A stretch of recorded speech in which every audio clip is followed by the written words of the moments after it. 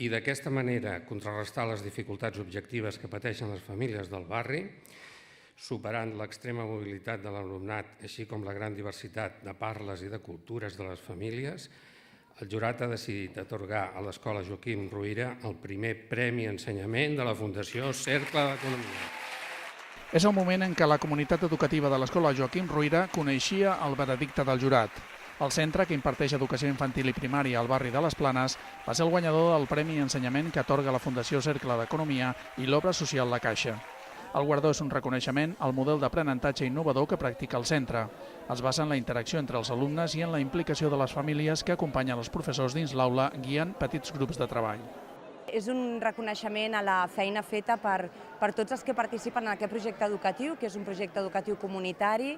Les famílies, els voluntaris, la gent del barri, de la ciutat i d'arreu s'ha implicat molt en aquest projecte educatiu per intentar que tots els alumnes del nostre centre tinguin realment igualtat d'oportunitats, que puguin tenir èxit social i acadèmic a la seva vida, i nosaltres realment estem satisfets amb aquest premi i il·lusionats per continuar treballant en aquesta línia. És un exemple de com una escola amb un entorn no fàcil, amb un entorn complex i en el que possiblement molta gent podia pensar que aquesta escola no tenia futur, doncs han demostrat que són una escola d'èxit i que gràcies al treball col·lectiu obtenen unes notes d'excel·lència a la ciutat de l'Hospitalet. El projecte educatiu de l'Escola Joaquim Ruyra va ser el seleccionat d'entre 41 metodologies que fomenten la innovació i el canvi en els models d'aprenentatge.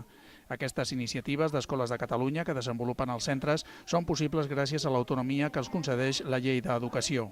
Qui millor coneix un centre és el mateix centre, per tant no té sentit que sigui el Departament d'Ensenyament el qui determini què han de fer tots els centres de Catalunya, perquè tots són diferents.